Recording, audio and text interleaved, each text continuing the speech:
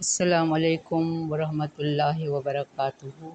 رب اشرح لی صدری ویسر لی امری واحلل عقدۃ من لسانی یفقہوا قولی رب زدنی علما۔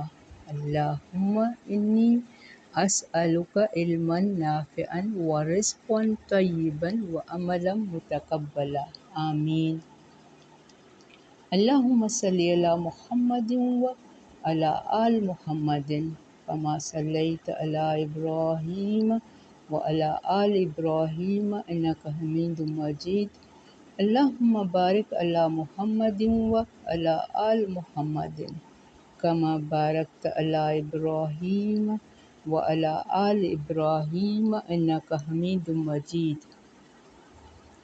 اللہ تعالیٰ نے اسراف یعنی حد سے نکل جانے کو منع کیا ہے، کسی چیز میں حتیٰ کہ کھانے پینے میں بھی ناپسندیدہ ہے۔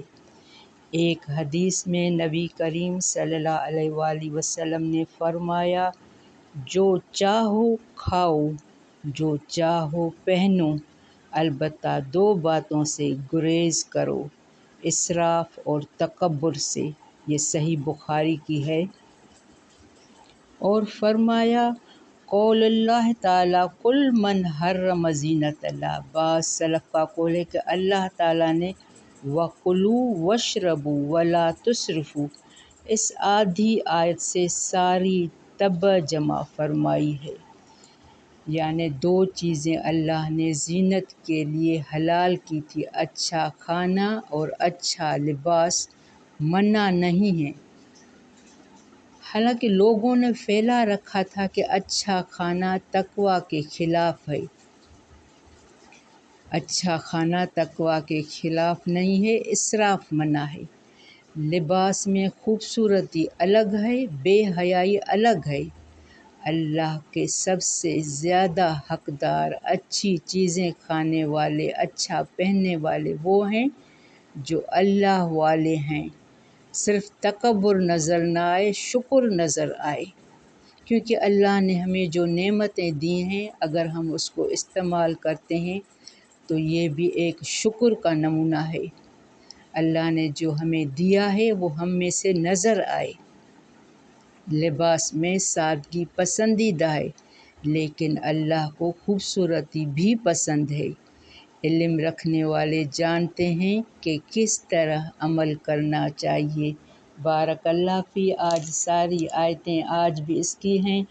کل بھی ہم نے جو پہلے پڑھا تھا اس میں بھی لباس کے بارے میں تھا۔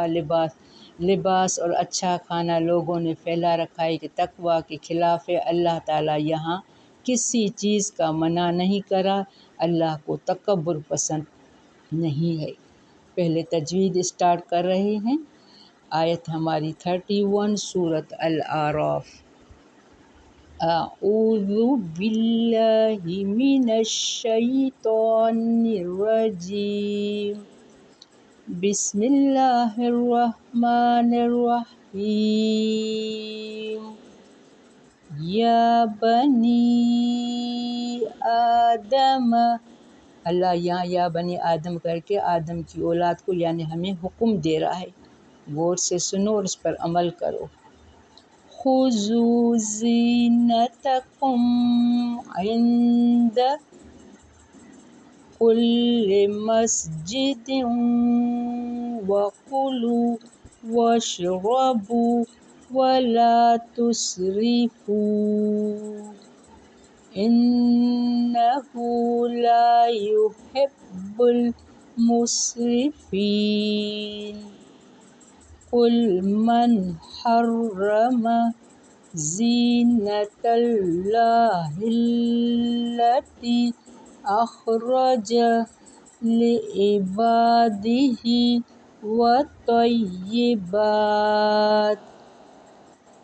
والطیبات من الرزق قل ہی للذین آمنوا فی الحیاۃ الدنیا خالصۃ یوم القیامہ۔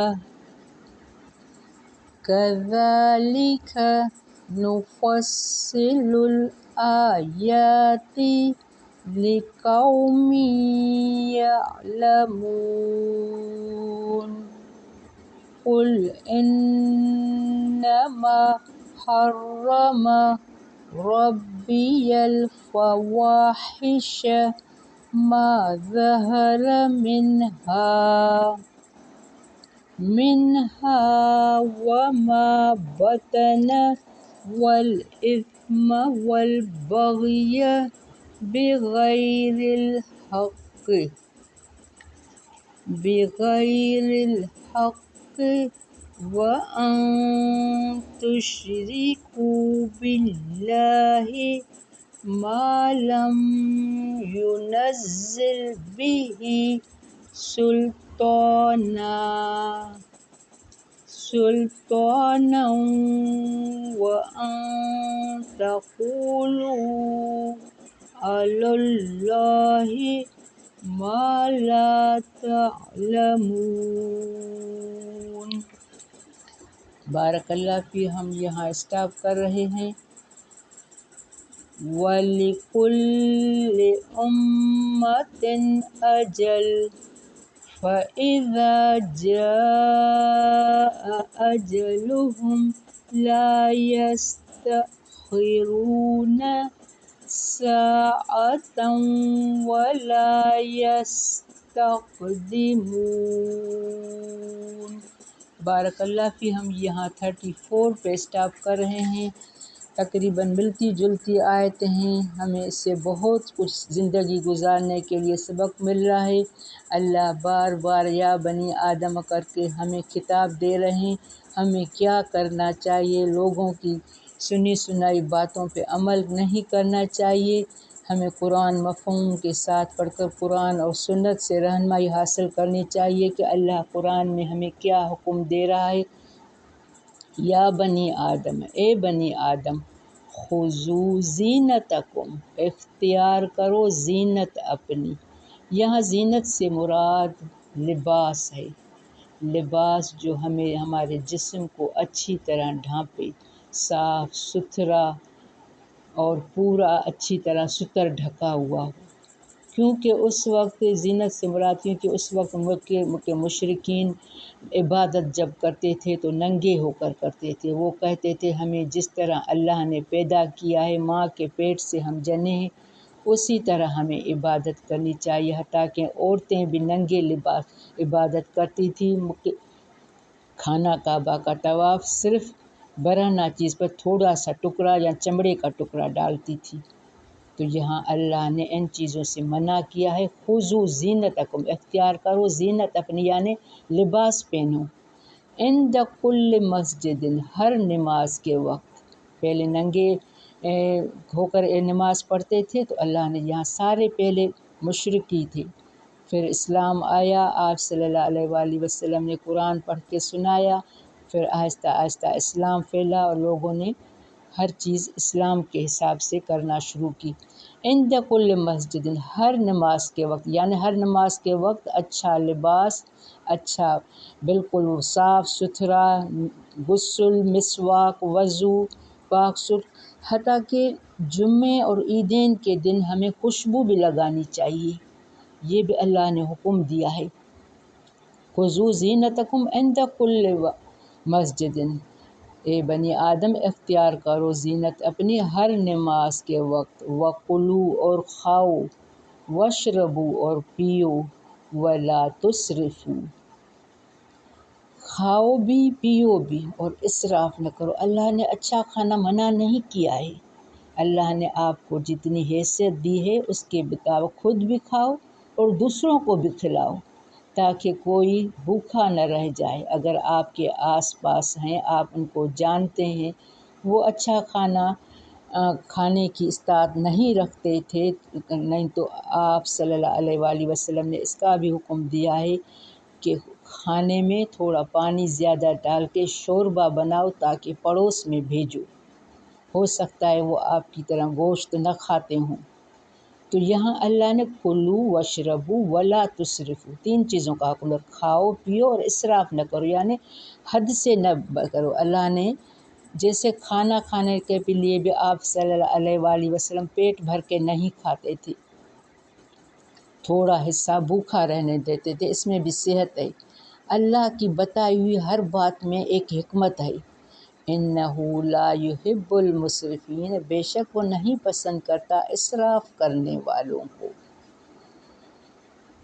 حد سے تجاوز کرنے والوں کو اللہ پسند نہیں کرتا۔ لباس میں سادگی پسند ہے لیکن خوبصورتی بھی پسند ہے، کھانے میں سادگی پسند ہے لیکن اچھا کھانا منع نہیں ہے، جو آپ کا جسم برداشت کر سکے آپ کھا سکتے ہیں۔ قل من حرم زینت اللہ التی، کہہ دیجئے کس نے حرام کی زینت اللہ کی، کیونکہ وہ جو اس وقت کے لوگ تھے وہ کہتے تھے کہ اللہ نے یہ منع کیا ہے، وہ جو بھی کو کام کرتے تھے تو وہ اللہ کے لیے کہتے تھے کہ اللہ نے منع کیا ہے اسراف آدھی۔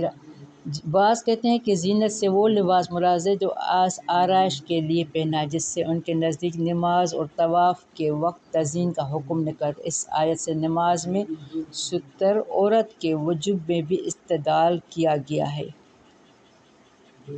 تو ہمیں لباس بھی پورا ڈھانپ کے پہننا چاہیے۔ مشرکین نے جس طرح طواف کے وقت لباس پہننے کو ناپسند قرار دے رکھا تھا، اس طرح بعض حلال چیزیں بھی بطور تقرب الہی اپنے اوپر حرام کر لی تھی، جیسا کہ بعض صوفیہ بھی ایسا کرتے ہیں۔ نیز بہت سی حلال چیزیں اپنے بتوں کے نام وقف کر دین کی وجہ سے حرام کرتے۔ اللہ تعالیٰ نے فرمایا لوگوں کی زینت کے لیے مثلا لباس وغیرہ اور کھانے کی عمدہ چیزیں بنائی ہیں، انہیں کون حرام کرنے والا ہے؟ مطلب یہ ہے کہ لوگوں کے حرام کرنے سے اللہ کی حلال کردہ چیزیں حرام نہیں ہو جاتی، وہ حلال ہی رہیں گی۔ یہ حلال و طیب چیزیں اللہ نے ایمان والوں کے لیے بنائی ہیں، وہ کفار بھی اس سے فیض یاب ہو سکتے ہیں۔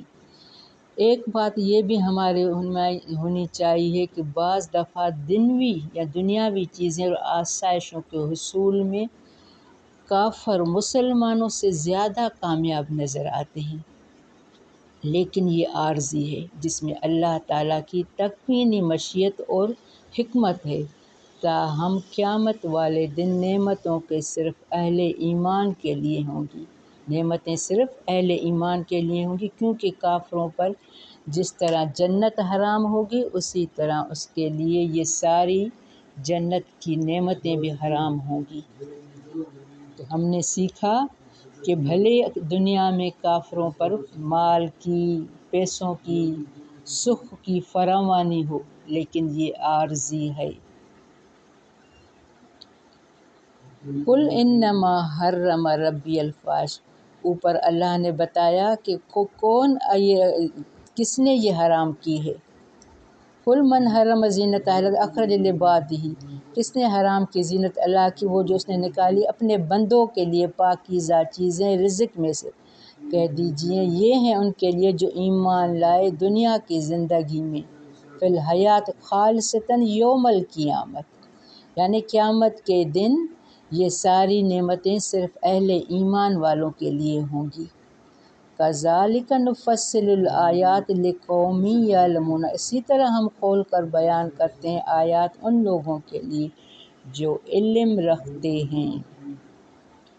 اب یہ اس کے اگینسٹ میں قل انما حرم، اوپر کے اللہ نے بتایا کس نے حرام کی ہیں، تو یہاں اللہ بتا رہا ہے آیت نمبر 33 میں قل انما حرم، کہہ دیجئے بے شک حرام کیا ربی، میرے رب نے۔ کیا کیا اللہ نے حرام کیا؟ اللہ نے اچھا کھانا اچھا لباس حرام نہیں کیا ہے۔ اللہ نے کیا حرام کیا ہے؟ غور سے بات سنیں۔ قل انما حرم ربی الفواحش، کہہ دیجئے بے شک حرام کیا میرے رب نے بے حیائی کے کاموں کو، یعنی اچھا لباس منع نہیں ہے، بے حیائی والا لباس منع ہے۔ اچھا کھانا منع نہیں ہے، لیکن کھاتے ہوئے تکبر نہیں آنا چاہیے، عاجزی اور اللہ کا شکر نظر آنا چاہیے۔ ما ظہر منہا جو ظاہری ہوں ان میں سے، وما بطن اور جو پوشیدہ ہوں۔ پوشیدہ سے مراد گرل فرینڈ، پوشیدہ تعلقات رکھنا، اور اعلانیہ سے مراد ٹی وی، فلم، گانا، طوائفوں کے اڈے جانا، عورتوں کی بے پردگی، مہندی اور شادی کے رسمیں۔ اللہ نے یہ منع کیا ہے۔ ما ظہر جو ظاہری ہوں، وما بطن جو پوشیدہ ہوں، والاسم اور گناہ، گناہ وہ جو تیرے سینے میں کھٹکیں۔ اللہ گناہ کی نافرمانی کا نام ہے۔ گناہ اللہ کی نافرمانی کا نام ہے۔ جس چیز سے اللہ نے منع کیا ہے اس سے رک جاؤ۔ والبغی اور سرکشی، بغیر الحق، وان تشرکوا اور یہ کہ تم شریک ٹھہراؤ، باللہ ساتھ اللہ کے، ما لم ینزل بہ سلطانہ اس نے اتاری اس کی کوئی دلیل، وان تقولوا علی اللہ ما لا تعلمون اور یہ کہ تم کہو اللہ پر جو نہیں تم جانتے۔ اللہ نے اس ایک آیت میں 33 میں سب کچھ بتا دیا کہ کون کون سی چیزیں منع ہیں، کون کون سی ظاہری فواہش اور پوشیدہ فحاشی، گناہ، سرکشی، ناحق کسی کا قتل کرنا، اللہ کے ساتھ کسی کو ٹھہرانا، یہ ساری باتیں جو اللہ نے کہی ہیں اور اس کی کوئی دلیل نہیں ہے۔ کسی کو گالی گلوچ حرام ہے، فواہش، بے حیائی، گلہ غیبت، جان کی سستی، نماز میں سستی نہ کرو، اور وہ گناہ جو آپ دوسروں کے سامنے سے ڈرتے ہو وہ گناہ تنہائی میں بھی منع ہے۔ وَلِكُلِّ أُمَّةٍ أَجَلٌ ہر امت کے لیے ایک وقت مقرر ہے۔ فَإِذَا جَاءَ پھر جب آ جاتا ہے أَجَلُهُمْ مقرر وقت ان کا، لا يستأخرون نہیں وہ پیچھے ہو سکتے، ساعتاً ایک گھڑی، ولا يستقدمون اور نہ میعاد۔ معین سے مراد مہلت عمل ہے جو اللہ تبارک و تعالی ہر گروہ کو آزمانے کے لیے عطا فرماتا ہے کہ اس نے مہلت سے فائدہ اٹھا کر اللہ کو راضی کرنے کی کوشش کرتا ہے یا اس کی بغاوت و سرکشی میں مزید اضافہ ہوتا ہے۔ یہ مہلت بعض دفعہ ان کی پوری زندگیوں تک ہوتی ہے، یعنی دنوی زندگی میں وہ گرفت نہیں فرماتا۔ بعض دفعہ ایسا آپ نے بھی دیکھا ہوگا، بہت سے ایسے لوگ ہیں جن سے تکبر نظر آتا ہے لیکن کبھی ان کو کوئی مشکلات آزمائش نہیں آتی۔ تو یہاں اللہ کا یہی مقصد ہے کہ بعض دفعہ ان کو دینی زندگی میں وہ گرفت نہیں فرماتا بلکہ صرف آخرت میں ہی وہ سزا دے گا۔ ان کی اجل مسمى قیامت کا دن ہی ہے۔ جن کو دنیا میں وہ عذاب سے دوچار کر دیتا ہے ان کی اجل مسمى وہ ہے جب ان کا مواخذہ فرماتا ہے۔ تو ہم جہاں اللہ نے یہاں ہمیں ایک مہلت دے رکھی ہے، جب وہ وقت آئے گا تو ایک گھڑی نہ پیچھے ہوگی نہ آگے ہوگی، تو ہمیں اس مہلت سے فائدہ اٹھانا ہے۔ اگر اللہ نے ہمیں زیادہ دیا ہے تو اس کو ہم اپنا انعام نہ سمجھیں، مہلت سمجھیں۔ اللہ ہمیں دے کر بھی آزماتا ہے اور لے کر بھی آزماتا ہے، اور ہمیں اللہ سے ہمیشہ اللہم انی اسألک حسن خاتمہ اور آخرت کی بھلائی کی بھی دعا کرنی چاہیے۔ بارک اللہ فی ربنا تقبل منا انک انت السمیع العلیم وتب علینا انک انت التواب الرحیم۔ السلام علیکم ورحمۃ اللہ وبرکاتہ۔